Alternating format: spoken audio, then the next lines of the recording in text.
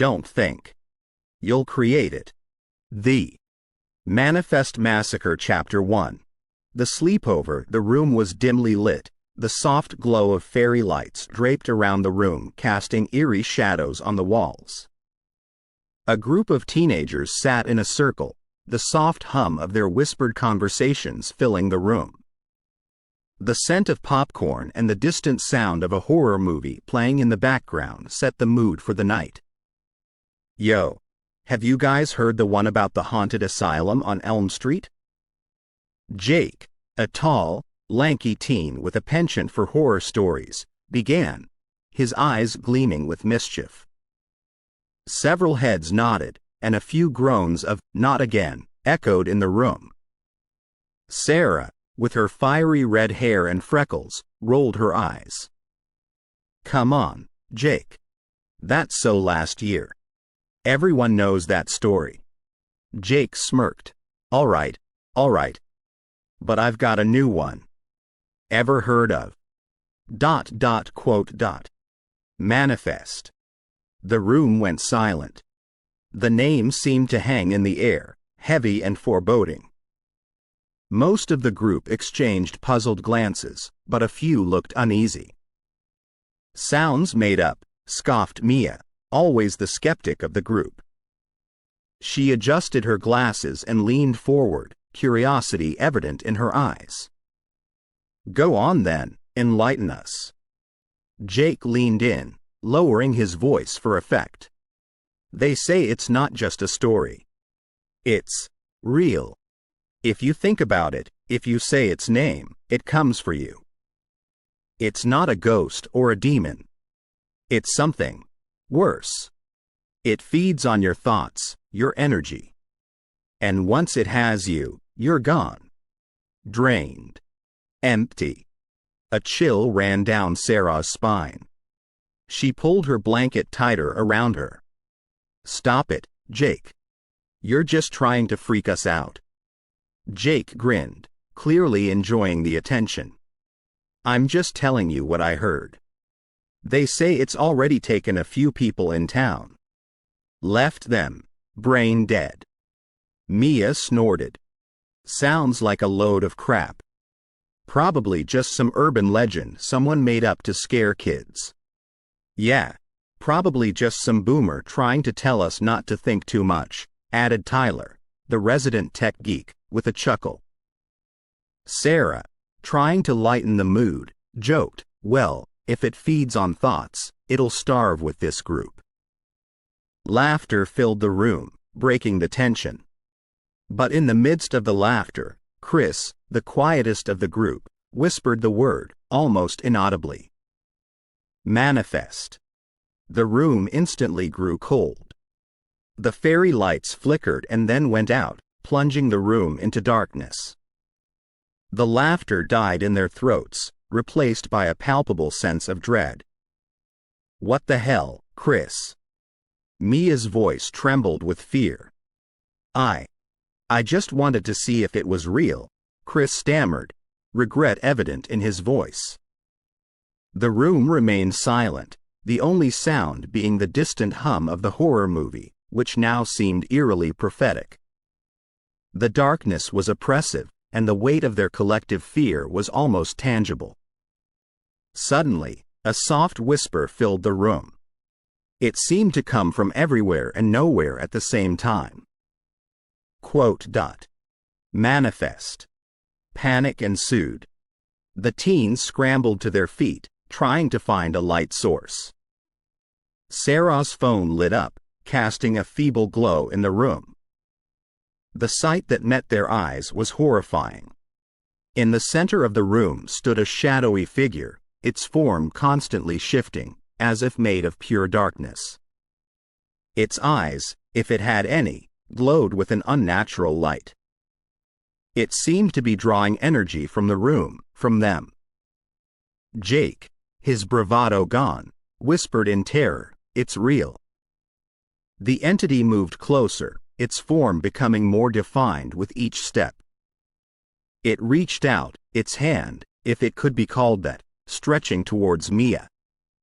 No! Sarah screamed, pulling Mia back. But it was too late. Mia's eyes went blank, her body limp. The life, the essence, drained out of her. The entity turned its attention to the rest of the group, its hunger evident. One by one, it reached for them, each touch draining them of their energy, their life force. In the midst of the chaos, Tyler, thinking quickly, grabbed a speaker and cranked up the volume. The room was filled with a deafening blast of music. The entity recoiled, the sound seeming to weaken it. Seizing the opportunity, Jake, Sarah, and the remaining teens rushed out of the room, leaving behind their drained friends. They didn't stop running until they reached the safety of the street. Panting and out of breath, Jake turned to Sarah, his eyes wide with fear. What the hell was that? Sarah, tears streaming down her face, whispered. Manifest. The realization hit them like a ton of bricks. They had unleashed something ancient, something evil. And it was hungry. As they looked back at the house, the lights flickered once more, casting eerie shadows on the walls. The entity was still there, waiting, hungry. And the night was just beginning. Chapter 2. The first victim. The group had barely made it a few blocks away from Jake's house when Chris, the one who had foolishly whispered the cursed word, suddenly staggered.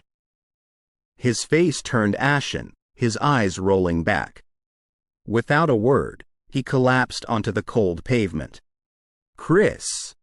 Sarah screamed, dropping to her knees beside him.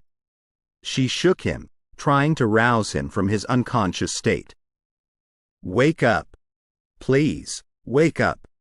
Tyler, still clutching the speaker that had momentarily saved them, knelt beside her, checking for a pulse. His fingers trembled as he pressed them against Chris's neck. I can't find a pulse, he stammered, his voice filled with panic. Jake, trying to keep a level head, said, we need to call 911.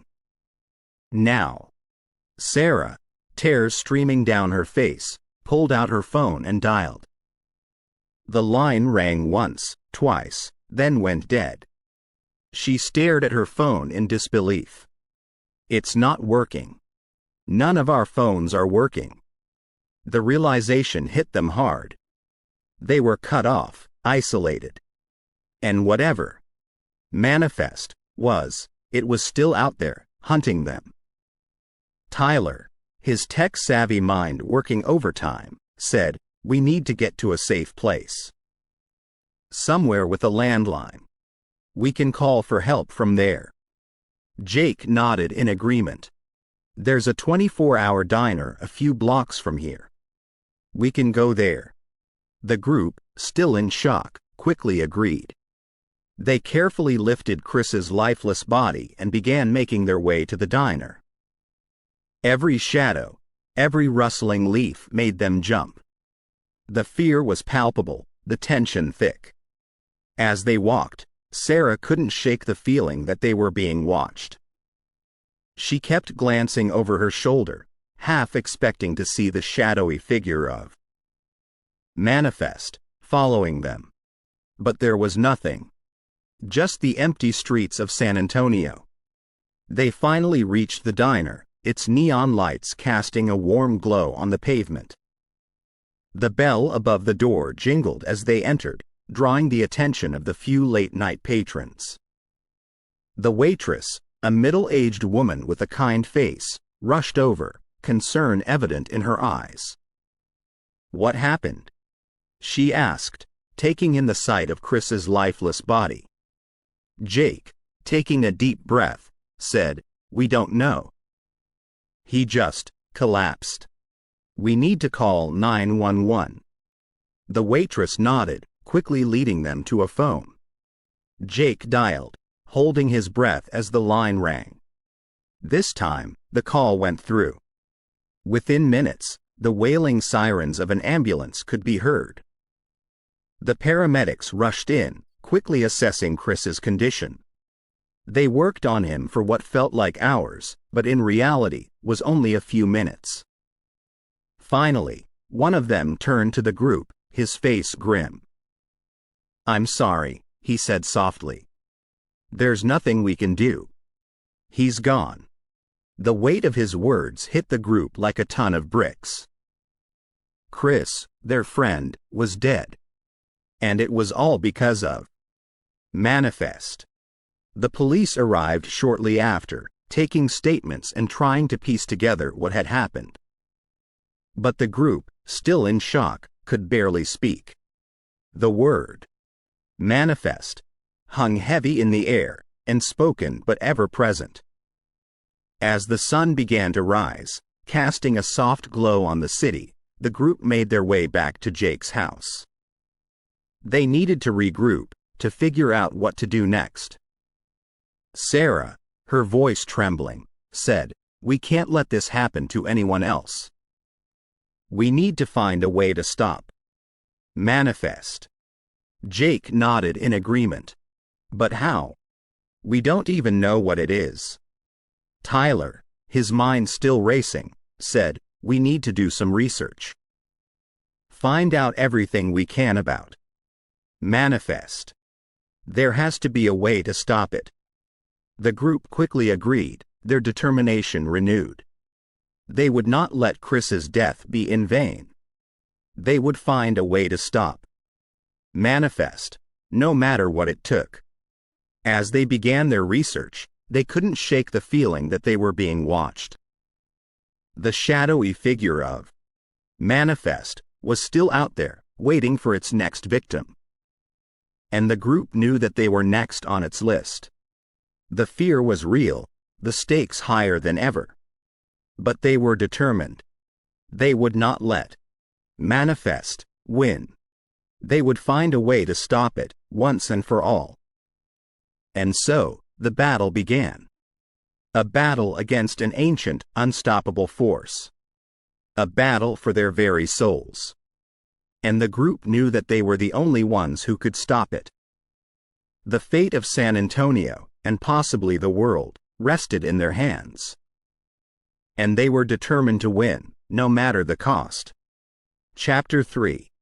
The coffee shop. The sun was now high in the sky, its rays filtering through the windows of Brood Awakenings, a popular local coffee shop in San Antonio. The morning rush was in full swing, with customers lining up for their daily caffeine fix. The soft hum of conversations, the clinking of cups, and the aroma of freshly brewed coffee filled the air. Behind the counter, Jenny, a young waitress with raven black hair and a bright smile, was busy taking orders. She had been working at the coffee shop for a few months now and loved the hustle and bustle of the morning rush. Little did she know that today would be unlike any other. At a corner table, two customers, a man and a woman, were deeply engrossed in their laptops, their fingers flying over the keyboards.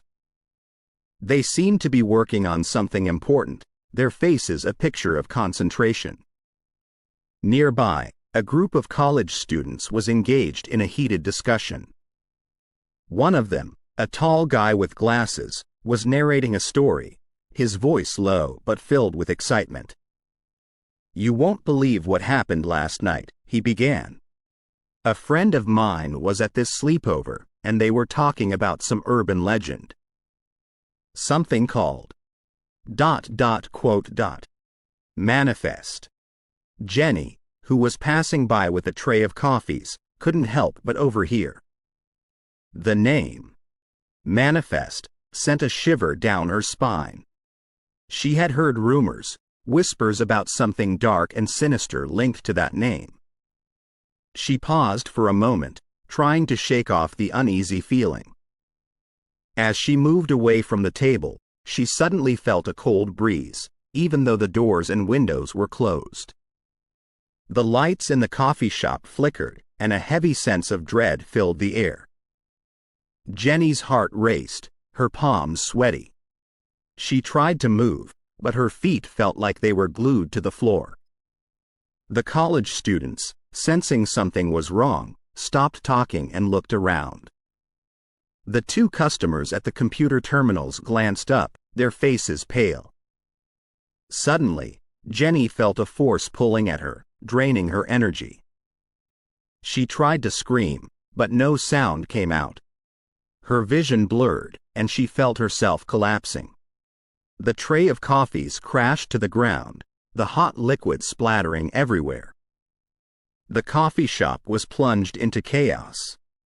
Customers screamed and rushed for the exits, but the doors wouldn't budge.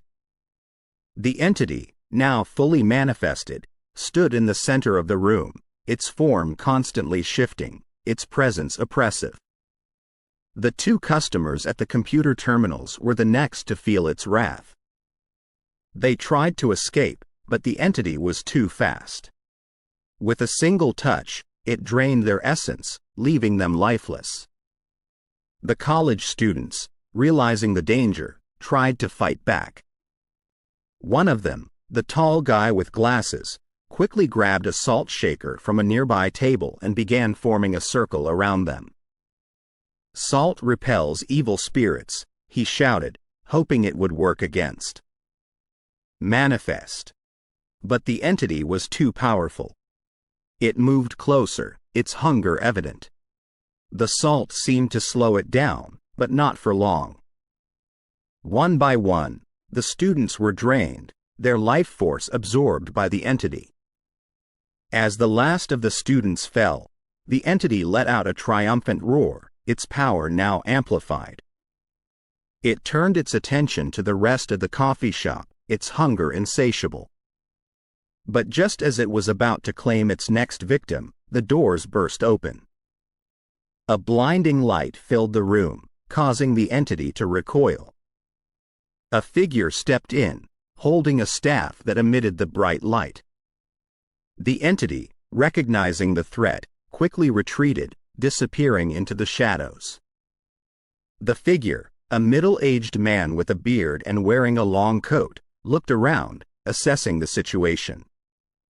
The coffee shop was now silent, the only sound being the soft sobs of the few survivors. The man, realizing the danger had passed, lowered his staff, the light dimming. He quickly moved to the fallen victims, checking for signs of life. But it was too late. The entity had claimed them. The survivors, still in shock, looked at the man with gratitude. "Who are you?" one of them asked. The man, his face grim, replied, "My name is Samuel. I'm a hunter. And I've been tracking Manifest for a long time." The survivors exchanged puzzled glances. "A hunter?" one of them asked. Samuel nodded. "There are things out there, dark and sinister, that prey on the innocent. It's my job to stop them." The survivors, realizing the gravity of the situation, quickly agreed to help Samuel. They knew that Manifest was still out there, waiting for its next victim. And they were determined to stop it, once and for all. And so, the battle against Manifest continued, with Samuel and the survivors joining forces. They knew that the road ahead would be long and dangerous, but they were ready. They would not let Manifest win. They would fight, no matter the cost. Chapter 4. Campus rumors. The University of San Antonio was abuzz with whispers and hushed conversations. News of the tragic events at the sleepover had spread like wildfire, and the entire campus was in shock. The local news had reported it as a mass drug overdose, but those in the know whispered a different name: Manifest. In the main quad, groups of students gathered, discussing the events with a mix of fear and disbelief. The atmosphere was thick with tension, and many students opted to skip classes, too shaken by the recent events. In the university's main building, a group of students waited for the elevator, their conversations a mix of rumors and speculations. "I heard it was some new synthetic drug," said a tall girl with blonde hair, her voice filled with concern. "They say it's super potent and can kill you instantly." A guy with a baseball cap shook his head. "Nah, man, it's all a cover-up. I heard it was some kind of ritual gone wrong. You know, like a seance or something." A third student, a bespectacled young man named Alex, who had been quietly listening, finally spoke up. "It wasn't drugs or a seance," he said, his voice firm. "It was manifest." The group turned to look at him, their faces a mix of curiosity and skepticism. "What's manifest?" the girl asked. Alex took a deep breath, choosing his words carefully. "It's an ancient entity, something that feeds on thoughts and energy. If you think about it, if you say its name, it comes for you. And once it has you, you're gone. Drained." The group exchanged uneasy glances. The weight of Alex's words hung heavy in the air. The elevator doors opened, and they stepped inside, the atmosphere thick with tension. As the doors closed, the lights in the elevator flickered, and a cold breeze filled the small space. The students looked at each other, panic evident in their eyes. Suddenly, the elevator jolted to a stop, the lights going out completely. The students, now in complete darkness, began to panic, their screams echoing in the confined space. From the darkness, a soft whisper could be heard, growing louder with each passing second. Manifest. The entity, now fully manifested, stood in the center of the elevator, its form constantly shifting, its presence oppressive. The students, realizing the danger, tried to fight back, but the entity was too powerful. One by one, they were drained, their life force absorbed by manifest. The elevator doors finally opened, revealing the lifeless bodies of the students. The entity, now stronger than ever, disappeared into the shadows, leaving behind a trail of devastation. News of the elevator tragedy spread quickly, and the university was plunged into chaos. Students and faculty alike were in shock, unable to comprehend the scale of the tragedy. The police were called in, and the university was put on lockdown. But no one could explain what had happened. The only clue was a single word, whispered by those in the know. Manifest. As the sun set, casting a soft glow on the university campus, a sense of dread filled the air. The entity was still out there, waiting for its next victim. And the students knew that they were next on its list. The fear was real, the stakes higher than ever. But there was hope. A group of survivors, led by Samuel, the hunter, was determined to stop manifest, once and for all. They knew that the road ahead would be long and dangerous, but they were ready. They would not let manifest win. They would fight, no matter the cost. And so, the battle against manifest continued, with the survivors joining forces with Samuel. They knew that the fate of the university, and possibly the world, rested in their hands. And they were determined to win, no matter the cost. Chapter 5. The investigation. The San Antonio Police Department was in turmoil. The mysterious deaths at the university had sent shockwaves throughout the community, and pressure was mounting on the force to provide answers. The local media had dubbed it the drained death mystery, and every news outlet was covering the story. Detective Michael Ramirez, a seasoned officer with over 2 decades of experience, was assigned to lead the investigation. He had seen his fair share of bizarre cases, but nothing like this. The victims showed no signs of physical harm, no signs of struggle. They were just drained. As he pored over the case files in his dimly lit office, a pattern began to emerge. Each victim had been in close proximity to someone who had mentioned the word manifest. At first, he dismissed it as a coincidence, but as the list grew, he couldn't ignore it any longer. He called a meeting with his team, a group of the department's best and brightest. The room was filled with a sense of urgency as he began to lay out his findings. "Listen up," he began, his voice firm. "We've got a pattern here. Every victim had some connection to this word. Manifest. I don't know what it means, and I don't care. What I do know is that we need to be careful. Do not say this word. Do not even think it. We don't know what we're dealing with, and I don't want any of you becoming the next victim." The room was silent, the gravity of his words sinking in. Detective Lisa Martinez, a young officer with a sharp mind, raised her hand.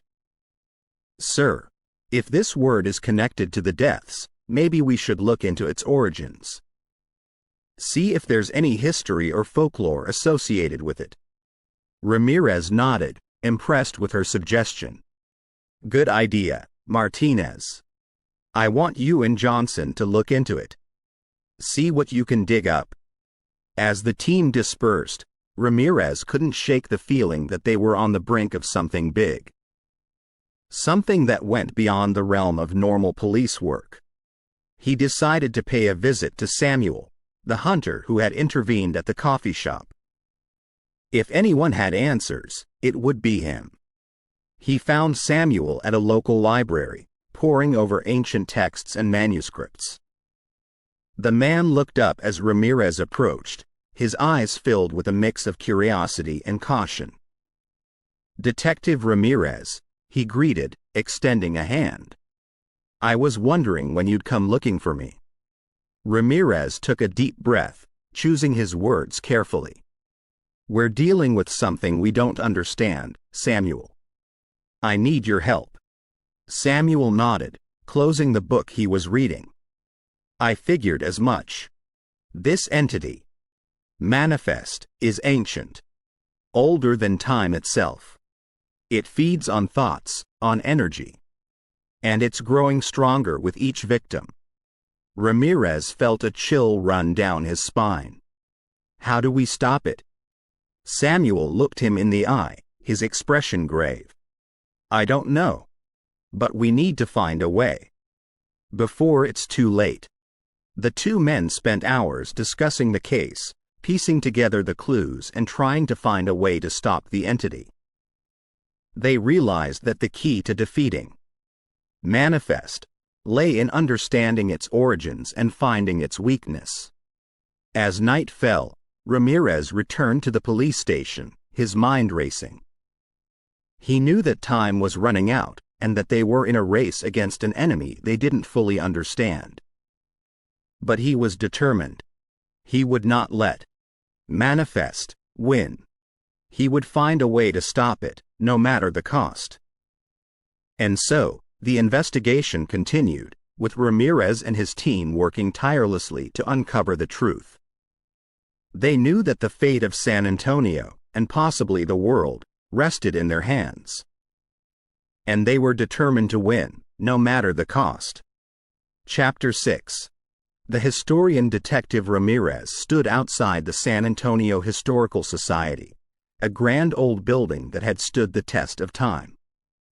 He had been directed here by a colleague who suggested that Dr. Elena Garcia, a renowned historian with a penchant for the esoteric, might have some insights into manifest. The heavy wooden doors creaked as he pushed them open, revealing a vast hall filled with artifacts, paintings, and old manuscripts. A receptionist pointed him towards Dr. Garcia's office, a cozy room filled with books and ancient relics. Dr. Garcia, a petite woman with silver hair and sharp, intelligent eyes, looked up as he entered. "Detective Ramirez," she greeted, her voice soft yet commanding. "I've been expecting you." Ramirez raised an eyebrow, surprised. "You have?" She nodded, gesturing for him to sit. Word travels fast, especially when it concerns something as unusual as manifest. What do you wish to know? Ramirez took a deep breath, laying out the details of the case. Dr. Garcia listened intently, her expression thoughtful. When he finished, she leaned back in her chair, her fingers steepled. The legend of manifest is ancient, she began. Long before San Antonio was founded, indigenous tribes spoke of entities made of pure energy. These entities, neither good nor evil, existed in a realm beyond our understanding. They fed on the essence of living beings, drawing energy to sustain themselves. Ramirez felt a chill run down his spine. So, these legends, they're real? Dr. Garcia nodded. As real as you and I over the centuries, many have tried to summon these entities, to harness their power. But such attempts often ended in tragedy. The entity you're dealing with, manifest, is one of the most powerful and the most dangerous. Ramirez leaned forward, his sense of urgency growing. How do we stop it? Dr. Garcia sighed, her expression grave. That's the problem. These entities, being made of pure energy, are nearly unstoppable. They exist beyond the confines of our physical world. Traditional weapons, even modern technology, are useless against them. Ramirez felt a sinking feeling in his stomach. So, we're powerless? Dr. Garcia paused, choosing her words carefully. Not entirely. While these entities are powerful, they are not invincible. Throughout history, there have been instances where they were repelled, even banished. But such feats require knowledge, preparation, and a deep understanding of the entity itself. Ramirez felt a glimmer of hope. What do we need to do? Dr. Garcia rose from her chair, moving to a nearby bookshelf. She pulled out an ancient-looking tome, its pages yellowed with age. This, she said, is the Codex of Shadows. It contains knowledge passed down through generations, detailing rituals and ceremonies to deal with entities like manifest. She opened the book, revealing intricate drawings and handwritten notes. The key, she continued, is to disrupt the entity's energy flow, to sever its connection to our realm. But it won't be easy. The ritual requires specific ingredients, precise timing, and a deep understanding of the entity itself. Ramirez nodded, determination burning in his eyes. Tell me what we need to do. Dr. Garcia spent the next few hours explaining the ritual, detailing each step with meticulous care. Ramirez took notes, absorbing every detail. He knew that the fate of San Antonio, and possibly the world, rested on their success. As he left the historical society, the weight of responsibility heavy on his shoulders, he felt a renewed sense of purpose. With Dr. Garcia's knowledge and his determination, they would find a way to stop manifest. But time was running out. The entity was growing stronger with each victim, its power reaching unprecedented levels. The battle ahead would be fierce, but Ramirez was ready.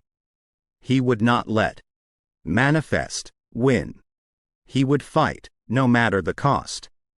And so, with the knowledge of the ages at their disposal, Ramirez and Dr. Garcia began their preparations. They knew that the road ahead would be long and dangerous, but they were determined to succeed. The fate of San Antonio, and possibly the world, rested in their hands. And they would not fail. Chapter 7. The first encounter the night was dark and foreboding as Detective Ramirez and his team gathered outside an old warehouse on the outskirts of San Antonio.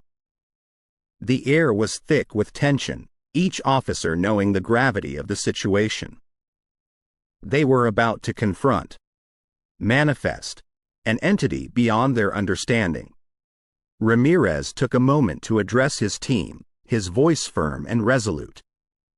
Listen up. We're dealing with something we don't fully understand. But we have a plan, and if we stick to it, we have a chance. Remember, our goal is to repel the entity, not destroy it.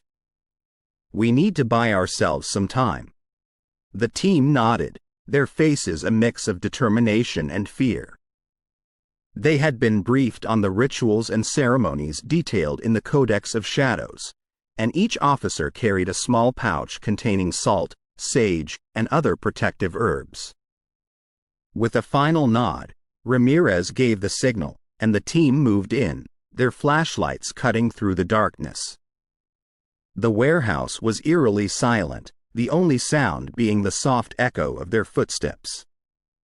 As they moved deeper into the building, the temperature began to drop, their breath visible in the cold air.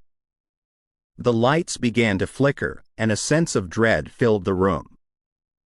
Suddenly, from the shadows, Manifest emerged, its form constantly shifting, its presence oppressive. The entity let out a deafening roar, its hunger evident. The team sprang into action, forming a protective circle around the entity. They began chanting, the words from the Codex of Shadows filling the air. As they chanted, they sprinkled the protective herbs, creating a barrier between them and the entity. For a moment, it seemed to be working. Manifest recoiled, its form wavering. But the entity was too powerful. With a single touch, it broke through the barrier, draining the essence of the nearest officers. Ramirez watched in horror as his colleagues fell, their life force absorbed by Manifest. He knew they needed a different approach. Thinking quickly, he grabbed a flare from his belt, igniting it. The bright light seemed to repel the entity, giving the team a brief respite. Fall back! Ramirez shouted, leading the remaining officers to safety. As they retreated, he threw the flare at Manifest, the explosion momentarily stunning the entity. The team regrouped outside the warehouse, their numbers significantly reduced. Ramirez took a moment to catch his breath, his mind racing. We can't confront it head-on, he said, his voice filled with frustration. It's too powerful. We need a different approach. Officer Martinez, one of the few remaining officers, spoke up. What if we lure it into a trap? Use ourselves as bait? Ramirez looked at her, considering the idea. It's risky, but it might work. We need to find a location, somewhere we can control the environment. The team brainstormed, finally settling on an old church nearby. The building was made of stone, and its thick walls would provide some protection against the entity. With a plan in place, the team set to work, preparing the church for the confrontation. They set up protective barriers, using the knowledge from the Codex of Shadows to create a safe zone. As night fell, the team took their positions, waiting for Manifest to arrive. The atmosphere was thick with tension, each officer knowing the stakes. Hours passed, and just as hope began to wane, the entity emerged from the shadows, its hunger evident.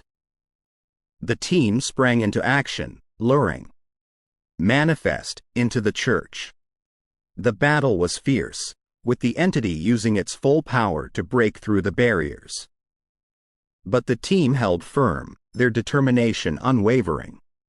Finally, after what felt like hours, Manifest was repelled, its form disappearing into the shadows. The team, exhausted but victorious, took a moment to catch their breath. They had won the battle, but the war was far from over. Ramirez looked around, his eyes filled with determination. We need to find a way to stop it, once and for all. We can't let Manifest win. And so, With renewed purpose, the team set out, determined to uncover the truth and put an end to the entity's reign of terror. They knew that the road ahead would be long and dangerous, but they were ready.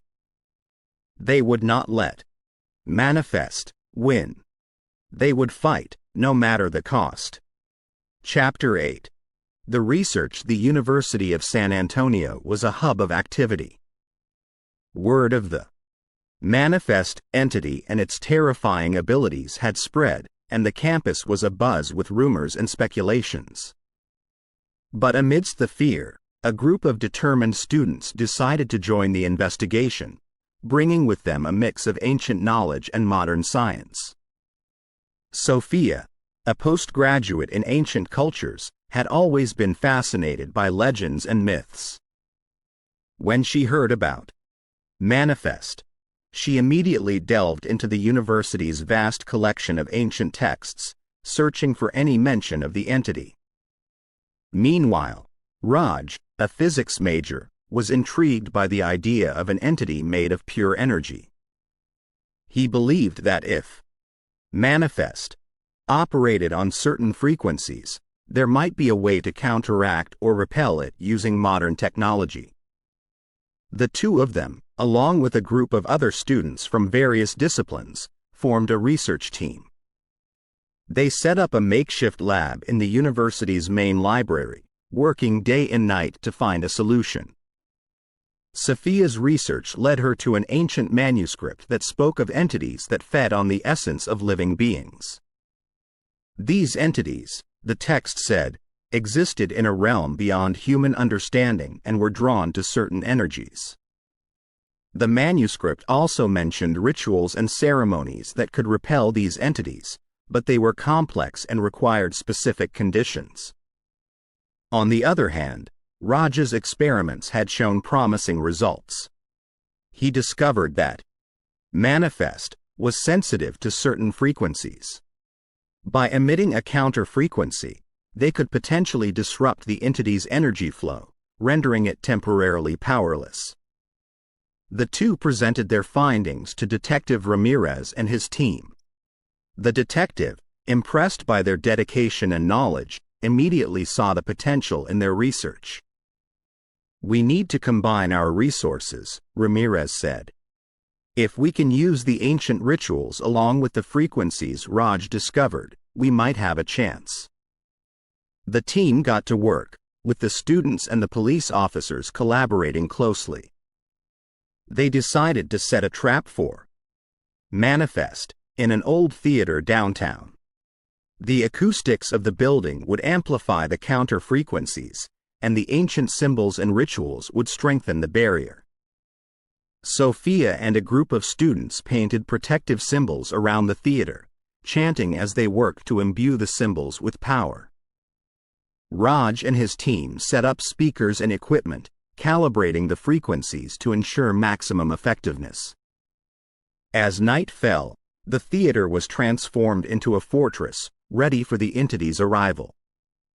The team took their positions, the air thick with tension. Hours passed, and just as doubt began to creep in, a cold wind swept through the theater.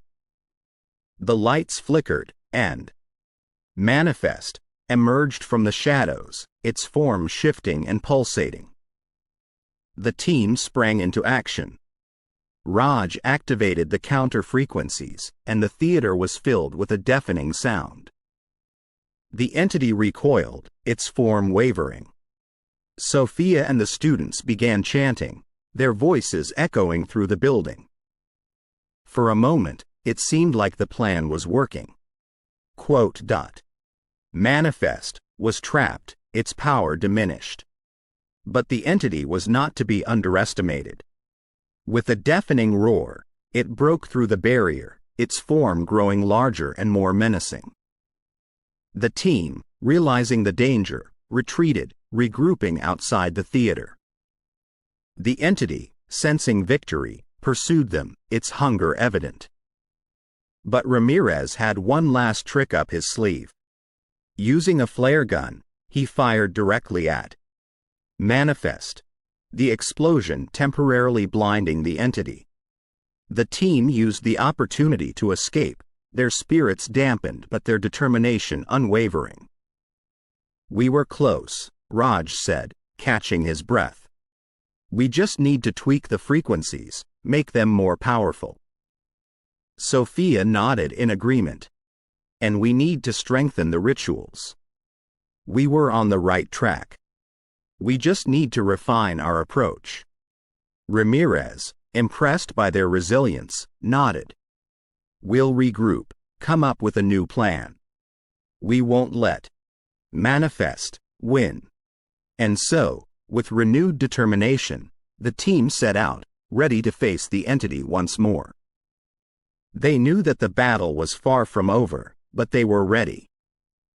They would not let Manifest win. They would fight, no matter the cost. Chapter 9. The Trap. The sun was setting, casting a golden hue over San Antonio's Central Park. The large green space, usually bustling with activity, had been transformed into a strategic battleground. Detective Ramirez, along with Sophia, Raj, and the rest of the team, had chosen this location for their next confrontation with Manifest. The plan was simple yet daring. They would use a frequency generator, a device Raj had modified to emit the counter-frequency they had discovered. The generator was set up in the center of the park, camouflaged amidst the trees and shrubs. Surrounding it were large speakers, ready to amplify the sound and create a barrier against the entity. To lure Manifest, they had organized a large gathering in the park. A local band played music, food trucks lined the perimeter, and families spread out on blankets, enjoying the evening. The idea was to create a concentration of energy, a beacon to attract the entity. As the evening progressed, the atmosphere grew tense. Every member of the team was on high alert, watching for any sign of Manifest. Sophia and a group of students were positioned around the park, ready to perform the protective rituals. Raj and his team manned the frequency generator, waiting for the right moment to activate it. Hours passed, and just as doubt began to creep in, a cold wind swept through the park. The lights from the food trucks flickered, and the music from the band distorted. The crowd, sensing something was amiss, grew restless. From the shadows, Manifest emerged, its form constantly shifting, drawn to the concentration of energy. It moved swiftly, targeting a group of teenagers sitting near the stage. As it began to feed, draining their essence, the team sprang into action. Raj activated the frequency generator, and the park was filled with a deafening sound. The entity recoiled, its form wavering. Sophia and the students began chanting, their voices echoing through the park, amplifying the barrier's strength. For a moment, it seemed like the trap had worked. Manifest was trapped, its power diminished. But the entity was not to be underestimated. With a deafening roar, it broke through the barrier, its form growing larger and more menacing. The crowd, sensing the danger, began to panic, scattering in all directions. The team, realizing the danger, retreated, regrouping near the frequency generator. "We need to increase the power," Raj shouted, adjusting the dials on the generator. The sound grew louder, the frequency more intense. Manifest, sensing the threat, targeted the generator, moving swiftly towards it. But Ramirez had anticipated this. Using a flare gun, he fired directly at the entity, the explosion temporarily blinding it. Sophia and the students seized the opportunity, forming a protective circle around the generator. They chanted louder, their voices filled with determination. The combined force of the frequency and the protective rituals seemed to be working. Manifest was trapped, its form constantly shifting, unable to break free. But the entity was not to be defeated so easily. With a final, deafening roar, it broke through the barrier, its form disappearing into the shadows. The team, exhausted but alive, took a moment to catch their breath. The trap had worked, but not as they had hoped. Manifest was momentarily stunned, but not defeated. "We were close," Sophia said, her voice filled with frustration. "We just need to refine our approach." Raj nodded in agreement. "The frequency worked, but we need more power. We need to find a way to amplify it." Ramirez, impressed by their resilience, nodded. "We'll regroup, come up with a new plan. We won't let Manifest win." And so, with renewed determination, the team set out, ready to face the entity once more. They knew that the battle was far from over, but they were ready. They would not let Manifest win. They would fight, no matter the cost. Chapter 10.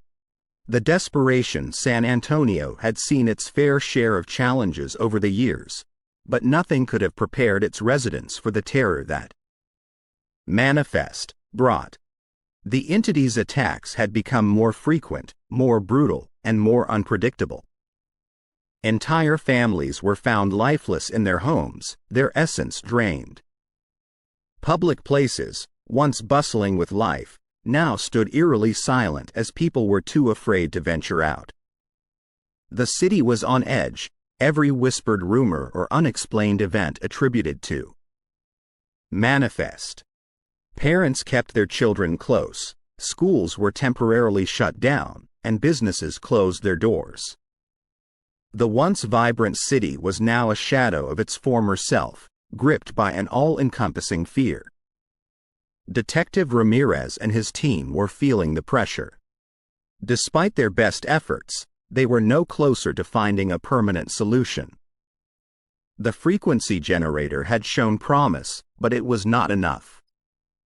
They needed something more, something that could put an end to Manifest, once and for all. In a makeshift command center at the police station, the team pored over every piece of information they had, looking for a pattern, a weakness, anything that could give them an edge. But the entity remained an enigma, its motives and methods a mystery. It was Dr. Elena Garcia, the historian, who finally broke the silence. "There might be a way," she said hesitantly, "but it's risky." The team turned to her, their attention piqued. "What do you have in mind?"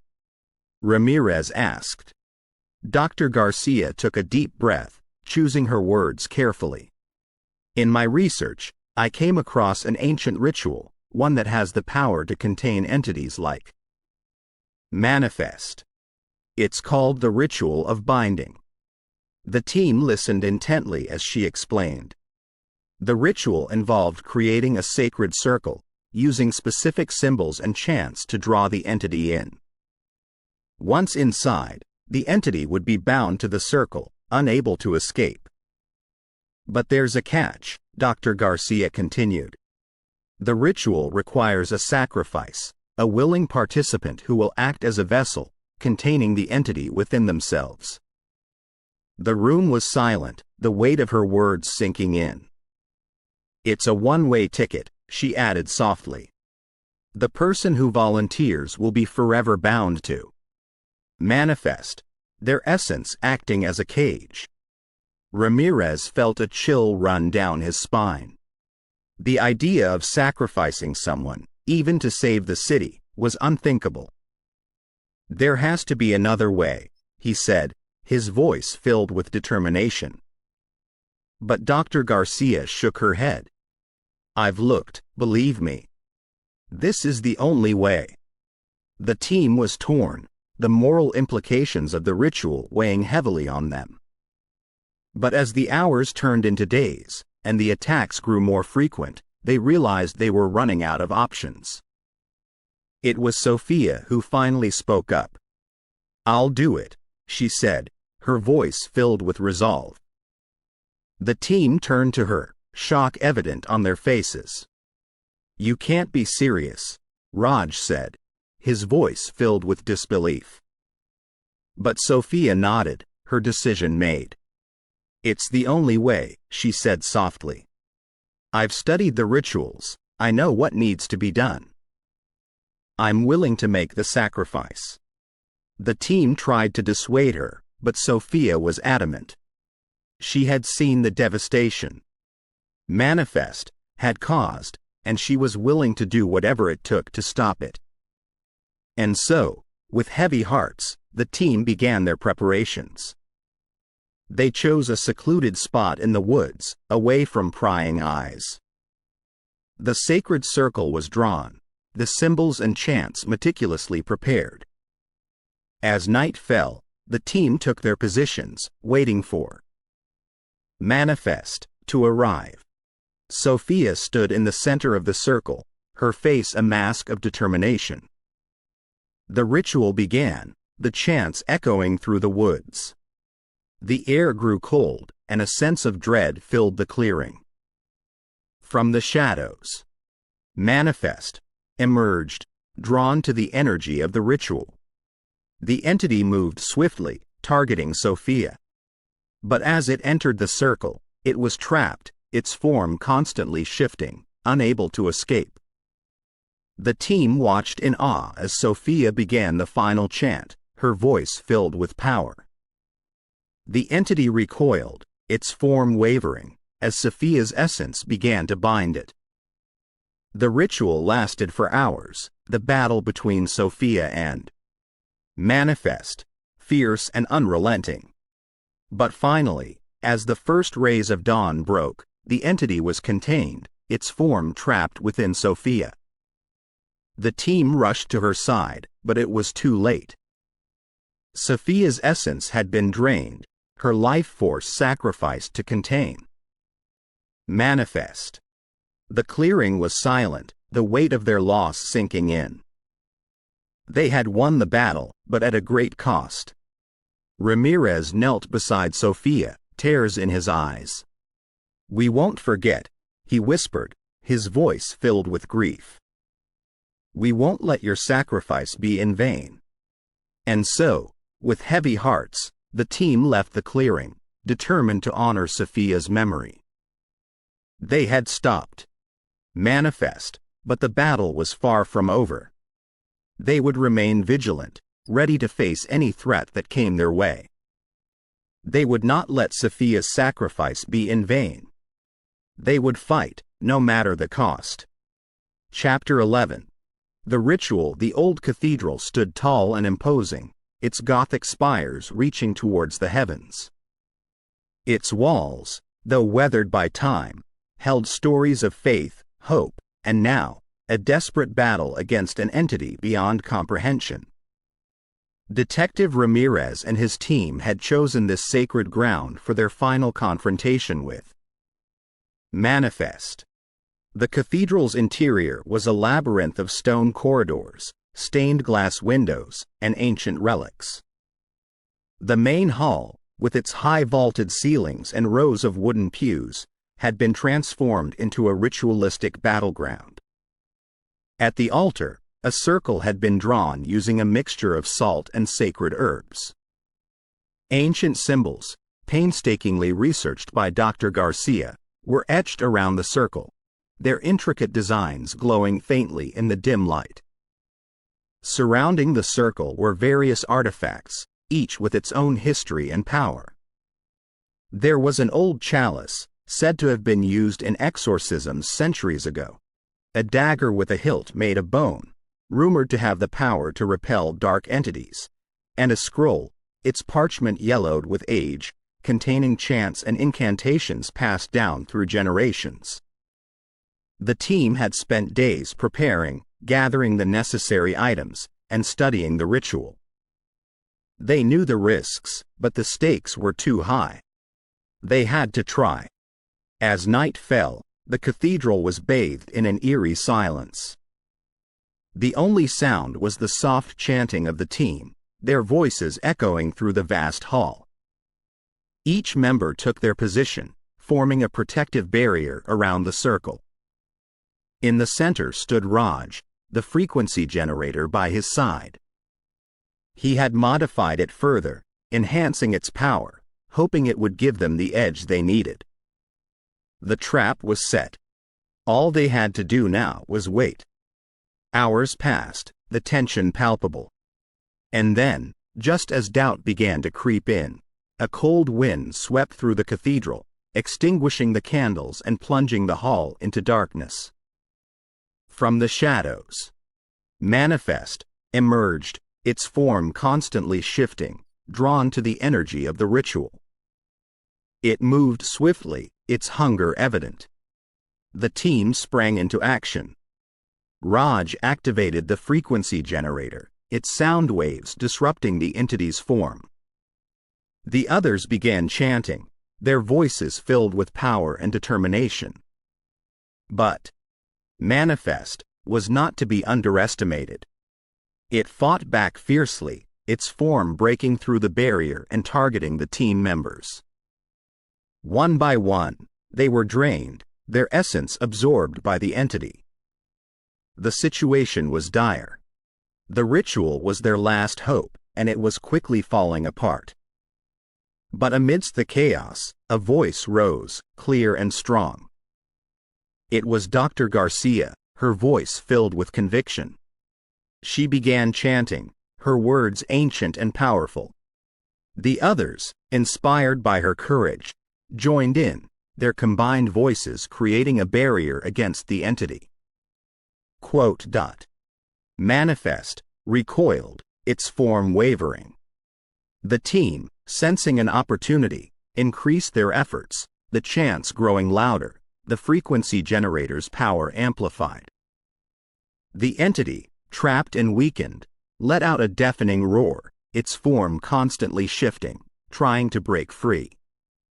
But the team held firm, their determination unwavering. The ritual lasted for hours, the battle between the team and Manifest, fierce and unrelenting.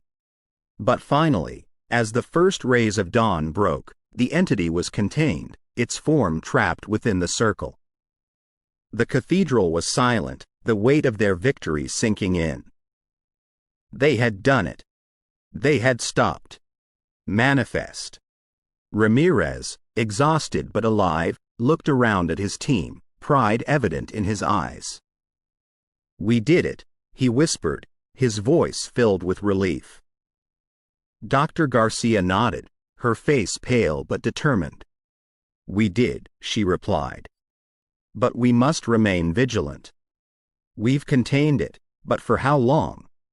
The team, realizing the truth of her words, nodded in agreement. They had won the battle, but the war was far from over. They would remain on guard, ready to face any threat that came their way.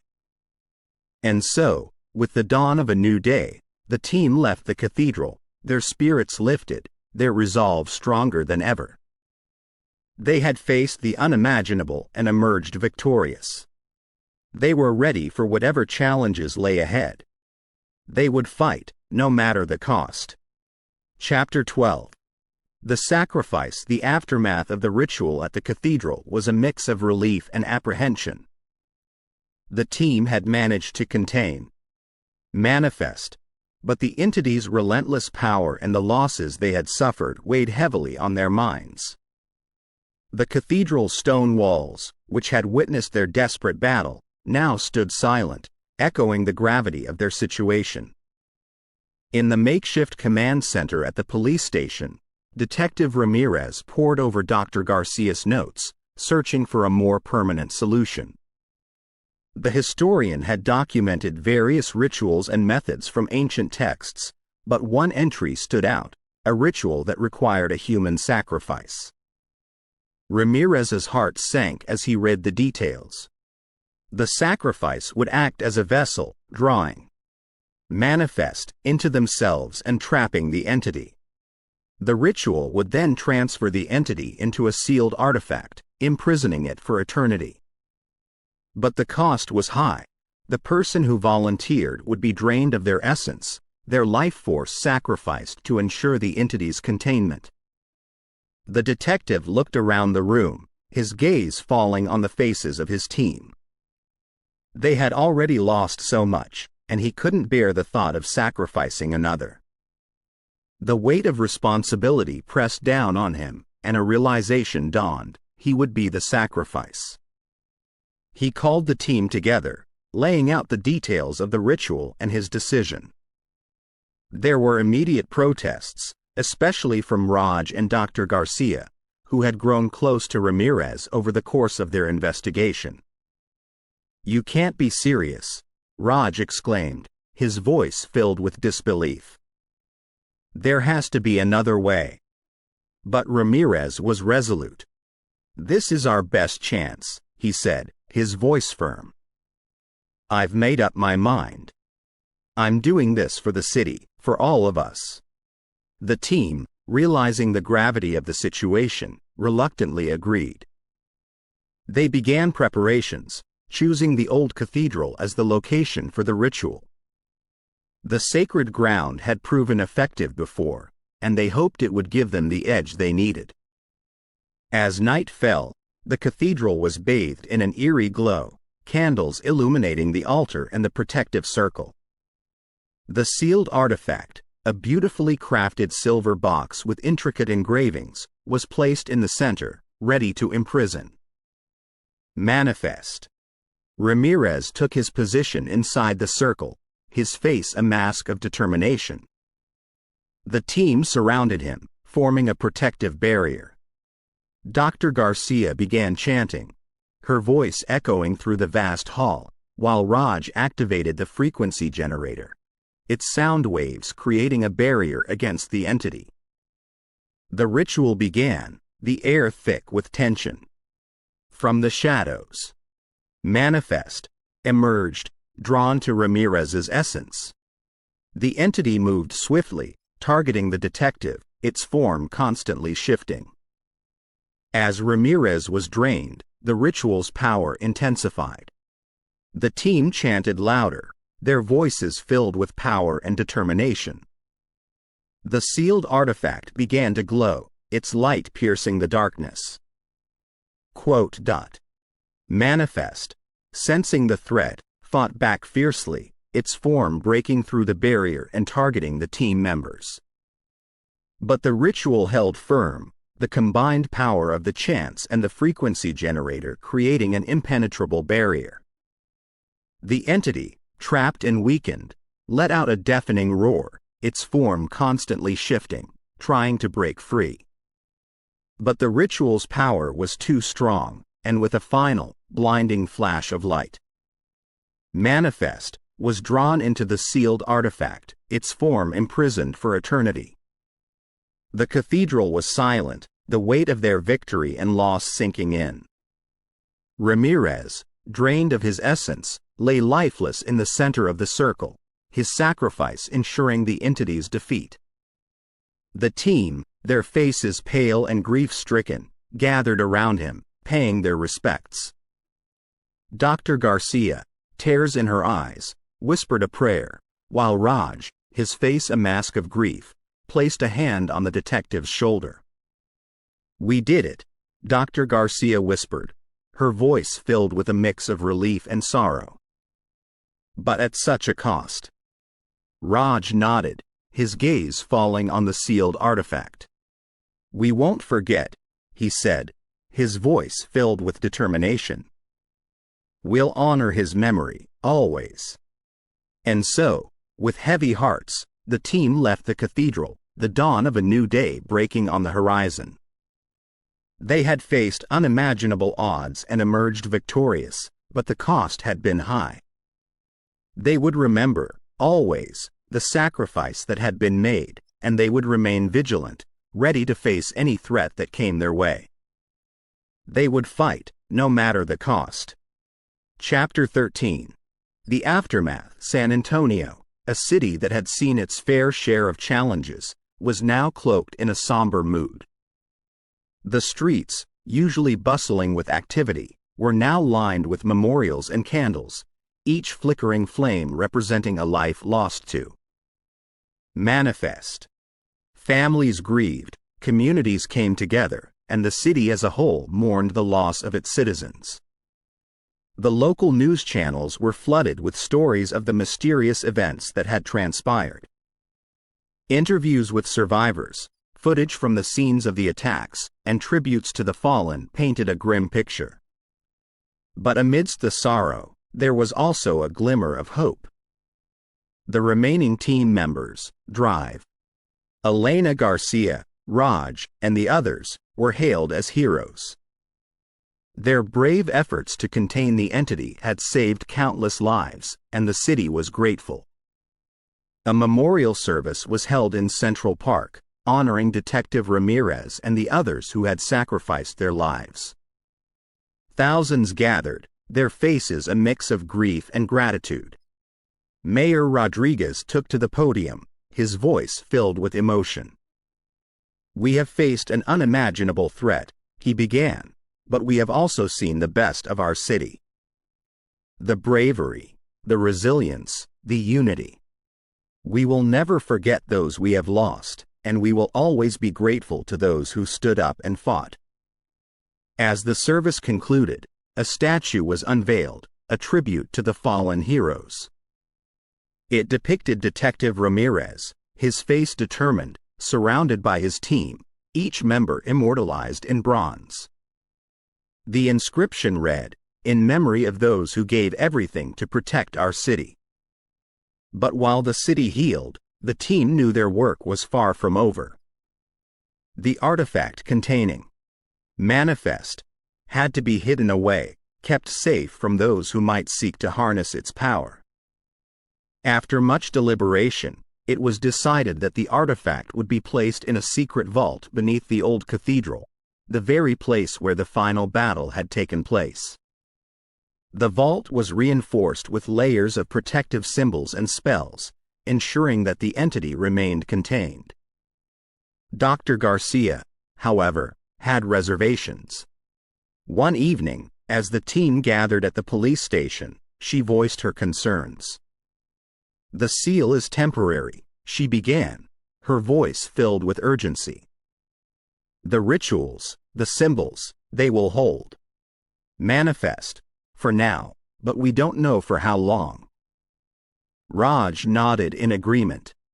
"We've seen how powerful this entity is," he added. "We can't take any chances." The team discussed various options, from strengthening the vault to seeking out more permanent containment methods. But the historian had another idea. "There are ancient texts," she began, "legends of artifacts that have the power to contain entities like Manifest, permanently. We need to find them." The team, realizing the gravity of the situation, agreed. They would begin a new mission, to seek out these artifacts and ensure that Manifest was contained for good. And so, as San Antonio began to rebuild, the team set out on their new quest. They knew the challenges that lay ahead, but they were determined. They had seen the devastation that Manifest could cause, and they were not willing to take any chances. The city, grateful for their efforts, supported them in every way. Fundraisers were held, resources were provided, and the team was given everything they needed for their mission. As the days turned into weeks, and the weeks into months, the team traveled the world, seeking out the ancient texts and artifacts. They faced challenges, encountered new threats, and made incredible discoveries. But through it all, they remained united, their determination unwavering. San Antonio, once a city gripped by fear, was now a beacon of hope. The legacy of Detective Ramirez and the team lived on, inspiring generations to come. The battle against Manifest was far from over, but the city was ready. They would face any threat, no matter the cost, and they would always emerge victorious. Chapter 14. The Return. The sun cast a warm glow over San Antonio, its rays reflecting off the riverwalk, where families and tourists alike enjoyed the serene ambiance. The city had changed over the years, with new buildings rising and technology advancing, but the memories of Manifest remained, albeit faded with time. In a quiet neighborhood, a group of kids played in the backyard of an old, seemingly abandoned house. The house had once belonged to a prominent family but had been left to decay after they moved away. The kids, always on the lookout for a new adventure, had made it their secret hideout. One day, while exploring the basement, they stumbled upon a hidden chamber. The entrance was concealed behind a dusty old bookshelf, and inside, they found a vault. Its door was adorned with intricate symbols and inscriptions, and at its center lay the artifact, a beautifully crafted silver box. The stories of Manifest had become legends, tales parents told their children to keep them in line. To these kids, it was just a story, a myth. Their curiosity piqued. They examined the box, the symbols unfamiliar but intriguing. "Let's open it," exclaimed Jake, the oldest of the group. "Maybe there's treasure inside." His younger sister, Mia, hesitated. "What if it's cursed?" she whispered, recalling the tales her grandmother used to tell. But the allure of the unknown was too strong. With bated breath, they unsealed the artifact.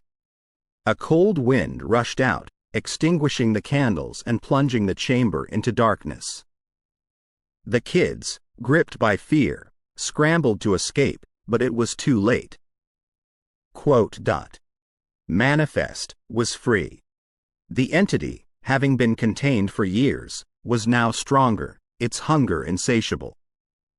It wasted no time, moving swiftly through the city, draining the essence of anyone who crossed its path. News of the mysterious deaths spread like wildfire. Panic gripped San Antonio once again, the memories of the past resurfacing. The city was in chaos, and there seemed to be no hope. But amidst the despair, a glimmer of hope emerged. Survivors from the original team, now older but still determined, reunited. Dr. Elena Garcia, Raj, and a few others gathered at the police station, their faces etched with worry but also determination. "We have to stop it," Dr. Garcia declared, her voice filled with urgency. "It's stronger now, more dangerous. We can't let it continue." Raj nodded in agreement. "We've faced it before," he said, his voice filled with conviction. "We can do it again." The team began devising a plan, using their knowledge and experience to come up with a strategy. They knew they had to act fast, with every passing moment giving. Manifest, more power. They decided to lure the entity to the old cathedral, the site of their previous confrontation. The sacred ground had proven effective before, and they hoped it would give them the edge they needed. As night fell, the team gathered at the cathedral, armed with the frequency generator and other tools. They began the ritual, their voices echoing through the vast hall, creating a barrier against the entity. Manifest, drawn to their energy, emerged from the shadows, its form constantly shifting. The battle was fierce, the entity's power evident. But the team held firm, their determination unwavering. Hours passed, the tension palpable. The team used every trick in their arsenal, from ancient chants to modern technology, to repel the entity. But Manifest was relentless, its hunger evident. The situation was dire, but the team refused to give up. They knew they had to succeed, for the sake of the city and its people. And then, just as hope seemed lost, a breakthrough. Dr. Garcia, recalling an ancient incantation, began chanting, her voice filled with power. The others, sensing an opportunity, joined in, their combined voices creating a barrier against the entity. Quote. Manifest, trapped and weakened, let out a deafening roar, its form constantly shifting, trying to break free. But the ritual's power was too strong, and with a final, blinding flash of light, the entity was once again contained. The cathedral was silent, the weight of their victory sinking in. The team, exhausted but alive, looked around, pride evident in their eyes. They had done it. They had stopped. Manifest. San Antonio, once again saved from an unimaginable threat, was grateful. The team was hailed as heroes, their efforts celebrated. The artifact was once again sealed and hidden away, its location known only to a select few. But the team knew their work was far from over. They had seen the devastation that Manifest could cause, and they were not willing to take any chances. They vowed to remain vigilant, ready to face any threat that came their way. And so, as dawn broke, the team left the cathedral, their spirits lifted, their resolve stronger than ever. They had faced the unimaginable and emerged victorious. They were ready for whatever challenges lay ahead. They would fight, no matter the cost. Chapter 15. The final stand. The streets of San Antonio were eerily silent, the usual hustle and bustle replaced by an oppressive tension. The city, having faced the terror of Manifest twice now, was on edge. But amidst the fear, there was also hope.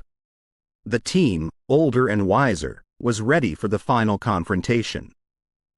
Dr. Elena Garcia, her once jet-black hair now streaked with gray, stood at the forefront. Beside her was Raj, his youthful exuberance replaced by a steely determination. The other members, each bearing the scars of their previous encounters with the entity, stood ready, their faces a mix of resolve and apprehension. They had chosen the old cathedral as the battleground, its sacred grounds having proven effective in the past. The team had spent weeks preparing, using a combination of science and magic to devise a strategy. They had learned from their previous encounters and were determined to put an end to the entity's reign of terror. As night fell, the team took their positions, forming a protective circle around the altar. The frequency generator, now enhanced with the latest technology, was activated, its sound waves creating a barrier against Manifest. Dr. Garcia began chanting, her voice echoing through the vast hall, while Raj and the others joined in, their combined voices creating a powerful shield. From the shadows, Manifest emerged, its form constantly shifting, its power evident. The entity, sensing the threat, moved swiftly, targeting the team. But the combined power of the chants and the frequency generator held it at bay, the barrier impenetrable. The battle raged on, the tension palpable. The team used every trick in their arsenal, from ancient incantations to modern technology, to repel the entity. But Manifest was relentless, its hunger evident. Hours passed, the cathedral echoing with the sounds of battle. The team, their energy waning, began to falter. But just as hope seemed lost, a breakthrough. Raj, recalling a piece of ancient lore, began chanting a powerful spell, his voice filled with determination. The others, sensing an opportunity, joined in, their combined voices creating a vortex that began to draw the entity in. Quote. Manifest, trapped and weakened, let out a deafening roar, its form constantly shifting, trying to break free. But the vortex's power was too strong, and with a final, blinding flash of light, the entity was once again contained. The cathedral was silent, the weight of their victory sinking in. The team, exhausted but alive, looked around, pride evident in their eyes. They had done it. They had stopped. Manifest. But as the dust settled, a realization dawned. Dr. Garcia, her face pale, turned to the others. "We can't destroy it," she whispered, her voice filled with sorrow. "We can only contain it." The team, their hearts heavy, nodded in agreement. They had seen the devastation that manifest could cause, and they knew they couldn't take any chances. They had to ensure the entity remained contained, forever. And so, with heavy hearts, they began the process of sealing the artifact once again. The cathedral's basement was chosen as the location, its walls reinforced with layers of protective symbols and spells. The artifact, now glowing with an eerie light, was placed in the center, its seal strengthened. The team, their mission complete, left the cathedral, their spirits lifted. They had faced the unimaginable and emerged victorious.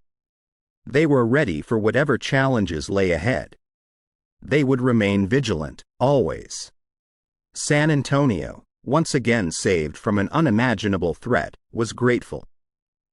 The team was hailed as heroes, their efforts celebrated. The city, having faced the terror of manifest, twice now, was stronger, more resilient.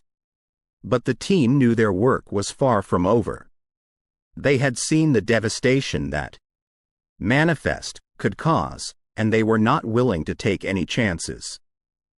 They vowed to remain vigilant, ready to face any threat that came their way. And so, as dawn broke, the team left the cathedral, their spirits lifted, their resolve stronger than ever.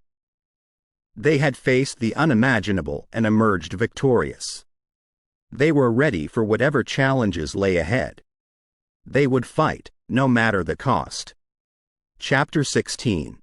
The new seal. The city of San Antonio had once again been saved from the clutches of manifest, but the team knew that their victory was temporary.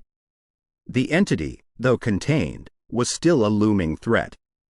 The artifact that held it was aging, and with time, its seal would weaken. They needed a more permanent solution. Dr. Elena Garcia, her face lined with the weight of responsibility, called a meeting at her residence. The old wooden table, which had seen countless strategy sessions, was now laden with ancient texts, scrolls, and artifacts. Raj, ever the tech-savvy member, had also set up a series of monitors, each displaying complex algorithms and frequency patterns. "We need a new seal," Dr. Garcia began, her voice firm. "The current artifact is not enough. We've seen how manifest can break free. We can't let that happen again." The team nodded in agreement, the memories of their battles with the entity still fresh in their minds. They had lost too many friends, sacrificed too much to let their efforts go in vain.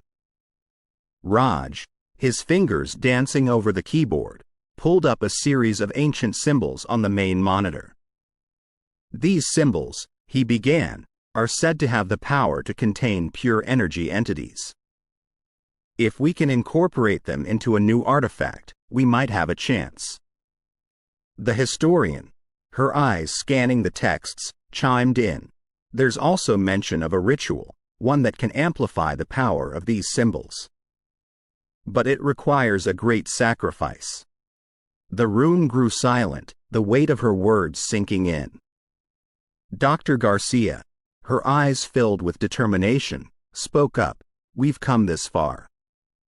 We've sacrificed so much. We can't back down now." The team, inspired by her words, began their preparations. They sourced rare materials, each with its own unique properties, to create the new artifact. Raj, using his tech expertise, incorporated the ancient symbols into its design, ensuring that they were perfectly aligned. As the artifact took shape, the team turned their attention to the ritual.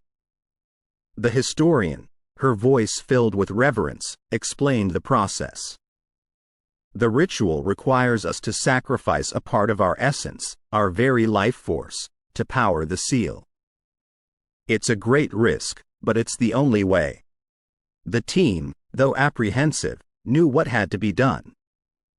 They had faced Manifest head-on, seen its power, its hunger. They couldn't let it roam free.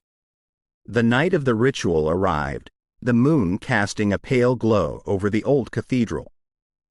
The team, dressed in ceremonial robes, gathered around the new artifact, their faces a mix of hope and fear.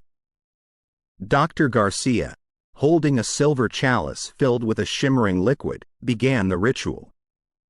We offer our essence, our very being, to power this seal. May it hold, may it protect, may it keep.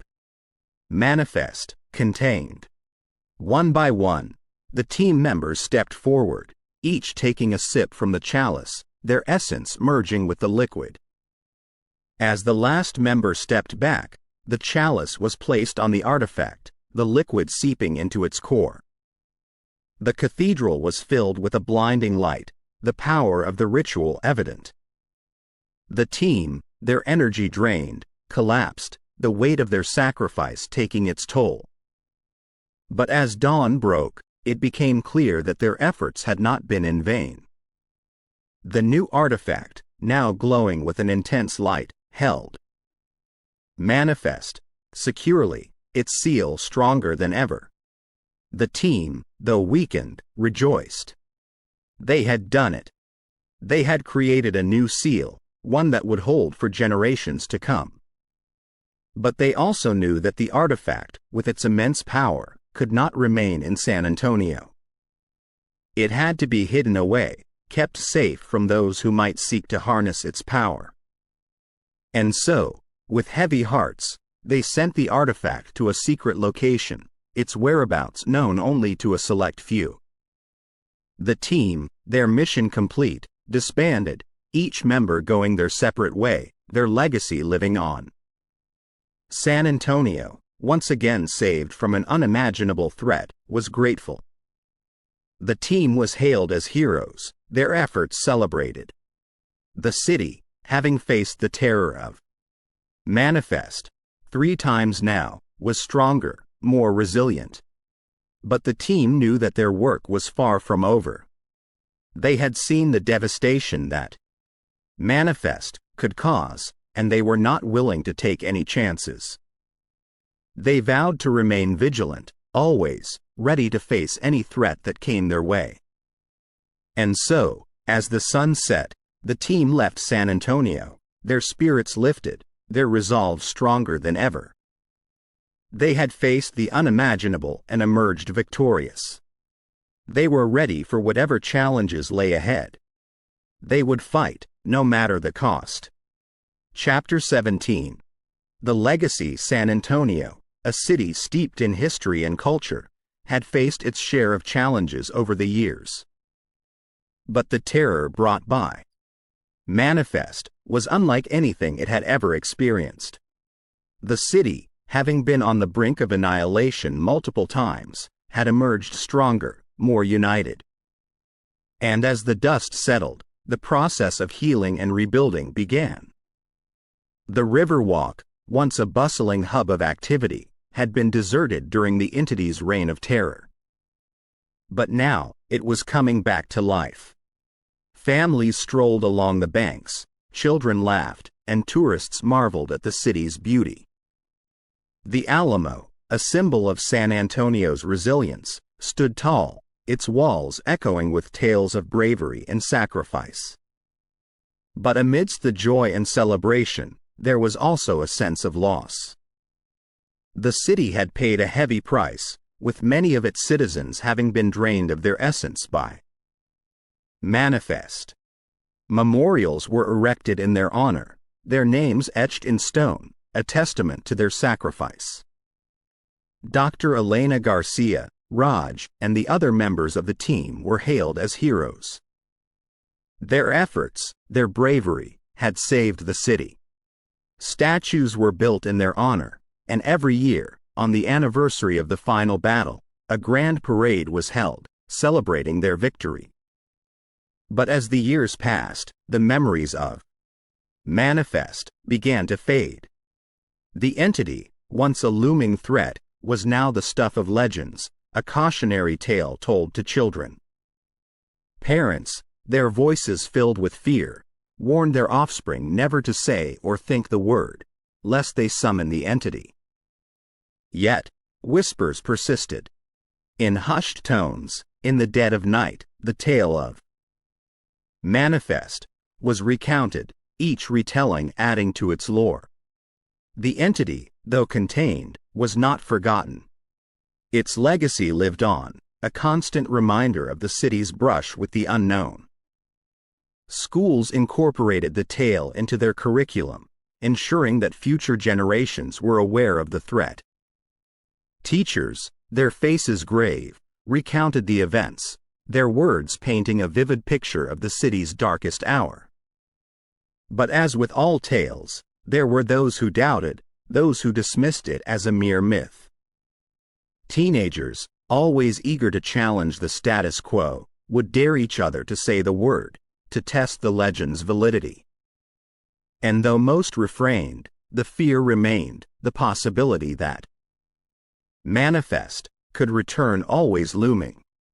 The historian, now an old woman, dedicated her life to studying the entity, her books becoming the definitive source on the subject.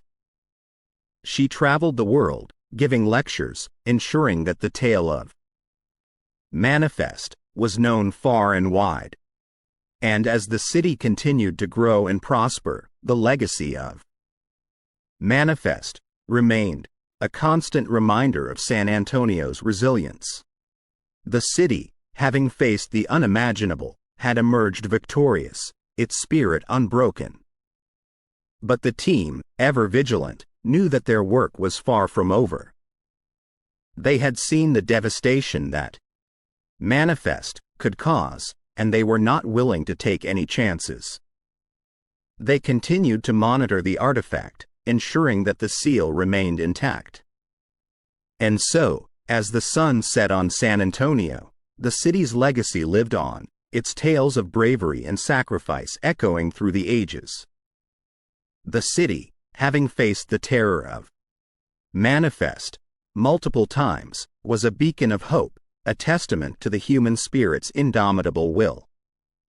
The team, their mission complete, looked to the future, their hearts filled with hope. They had faced the unimaginable and emerged victorious. They were ready for whatever challenges lay ahead. They would fight, no matter the cost, always. Chapter 18.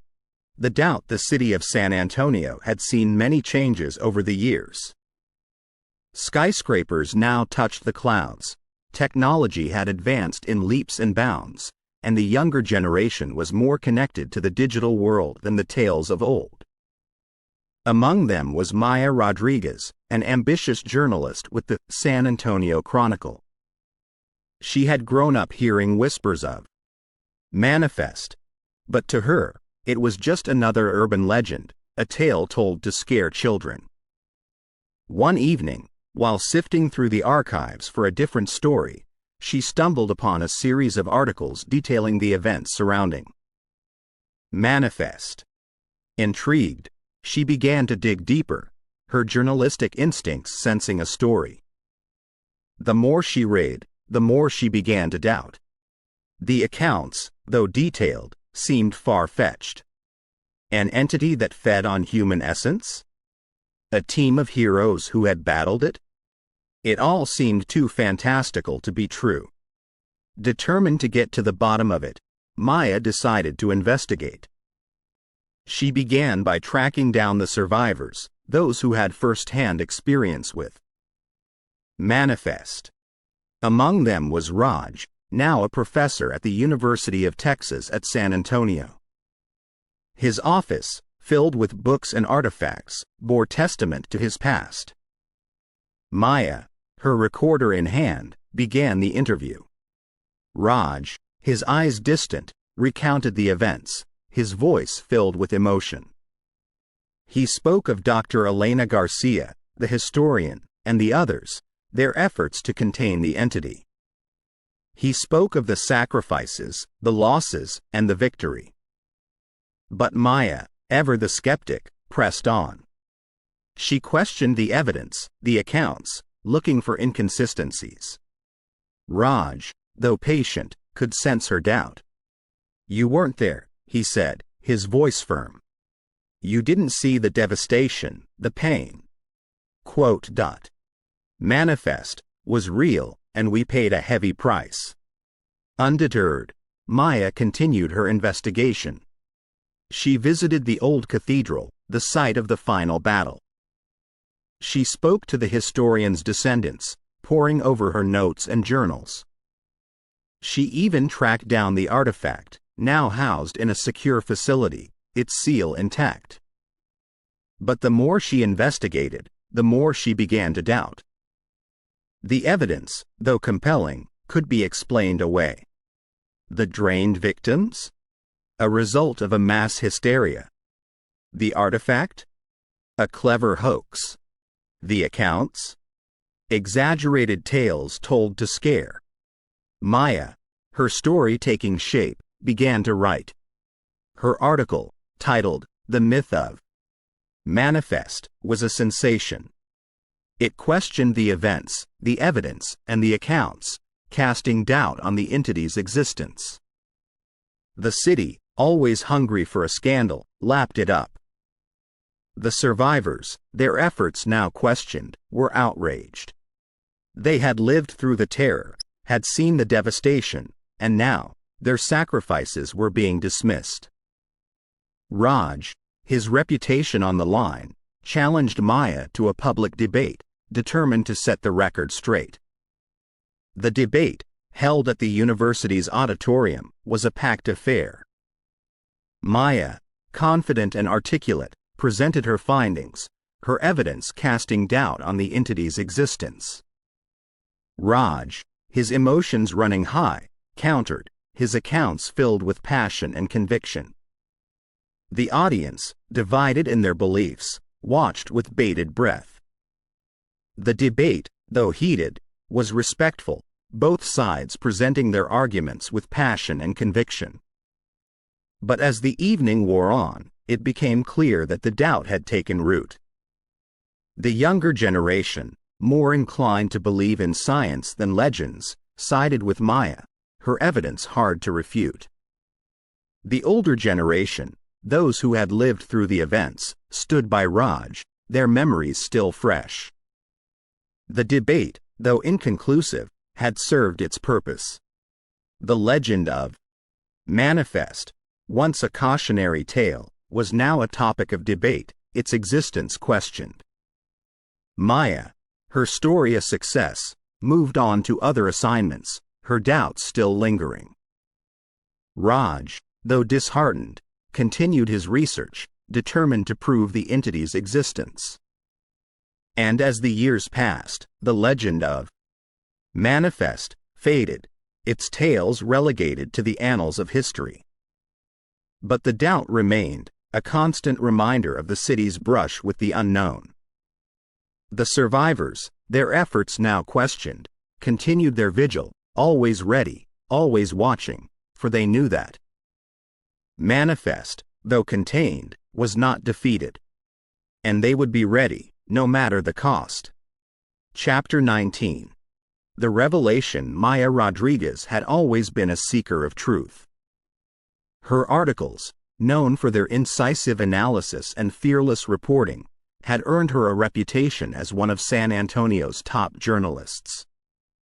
But the story of Manifest had become an obsession.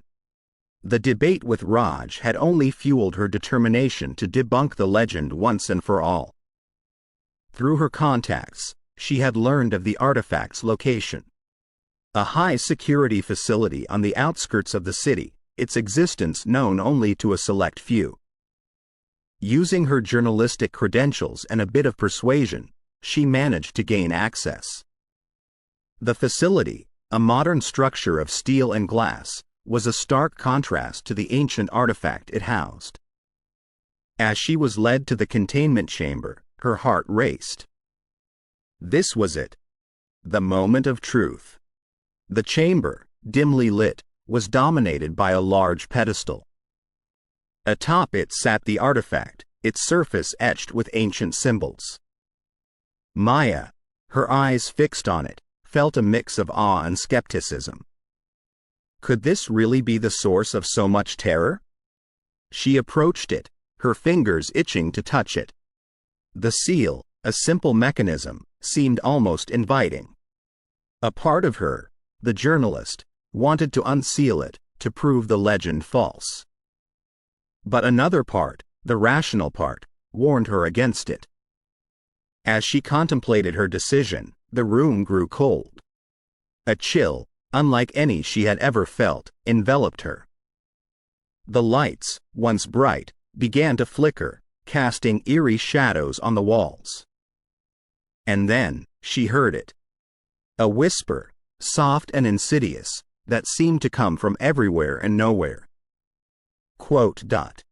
Manifest. The word, though barely audible, filled her with terror. The legends, the tales, they were all true. The entity, though contained, was still alive, still hungry. Maya, her skepticism replaced by sheer terror, backed away. The artifact, now glowing with an intense light, seemed to pulse, as if alive. The whispers grew louder, more insistent, their message clear. She had to get out. Now. She turned and ran, her footsteps echoing in the empty corridor. The whispers, though distant, still pursued her, their message a constant reminder of the danger she had narrowly escaped.